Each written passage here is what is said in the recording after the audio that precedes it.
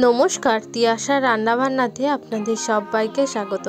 আজকের আপনাদের সাথে শেয়ার করব মাছের মাথা দিয়ে লাউয়ের চচ্চড়ি বা ঘন্টও বলতে পারেন। এটা কিন্তু খেতে অসাধারণ স্বাদের হয়। তো তার জন্য প্রথমে আমি এখানে রুই মাছের মাথাটার মধ্যে নুন হলুদ দিয়ে এটাকে ভালো মতন ভেজে সাইডে তুলে নেব। তারপর ওই তেলের মধ্যেই দিয়ে দিয়েছি একটা পেঁয়াজ কোচানো। তো পেঁয়াজটা হালকা একটু ভাজা ভাজা হয়ে গেলে এর মধ্যে দিয়ে দিলাম টমেটো আর দিয়ে দিয়েছি হাফ চামচ মতন রসুন বাটা।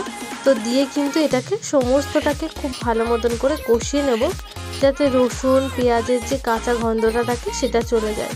তারপর এখানে আমি কেটে রাখা লাউটা দিয়ে দিলাম। এখানে লাউগুলোকে কিন্তু আমি একটু পাতলা পাতলা করেই কেটেছি। আর এইভাবে কিন্তু লাউয়ের তরকারিটা রান্না করলে খেতে অসাধারণ স্বাদের হয়। তো এটাকে আমি ওপর দিয়ে নুন দিয়ে এবার ঢাকা দিয়ে রেখে দেবো প্রায় 2 মিনিটের জন্য। তো 2 মিনিট হয়ে গেছে, আমি ঢাকনাটা সরিয়ে নিয়েছি। তো ঢাকনাটা সরিয়ে আমি দিয়ে দিয়েছি হাফ চামচ মতন আদা বাটা। এবার আদা বাটাটা দিয়ে কিন্তু এটাকে খুব ভালো মতন মিশিয়ে নেব। আর লাউ দিয়ে কিন্তু অনেকটাই পরিমাণে জল বেরোয়, তাই জন্য কিন্তু ঢাকা দিয়ে রাখলে লাউটা সেদ্ধও হয়ে যায়।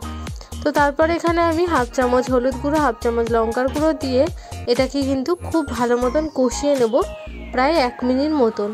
আর আমি এখানে কোনো জল দিচ্ছি না এখন, যদি পরবর্তীকালে লাগে তো পরে দেব, কিন্তু এখন এই লাউয়ের জলে কিন্তু লাউটা একদম ভালো মতন সেদ্ধ হয়ে যাবে। তারপরে আমি এখানে ভেজে রাখা মাছের মাথাটা অ্যাড করে দিলাম, দিয়ে কিন্তু এটাকে আবারও কষিয়ে নেব প্রায় 2 মিনিট মতন, আর ঢাকা দিয়ে রেখে দেবো 1 মিনিট মতন। ব্যাস, তারপরে কিন্তু আমাদের রেডি হয়ে গেল দারুণ স্বাদের লাউ দিয়ে মাছের মাথা দিয়ে চচ্চড়ি। তো এই রেসিপিটা যদি আপনাদের ভালো লাগে তাহলে কিন্তু অবশ্যই লাইক কমেন্ট সাবস্ক্রাইব করবেন, এভাবেই আমার পাশে থাকবেন।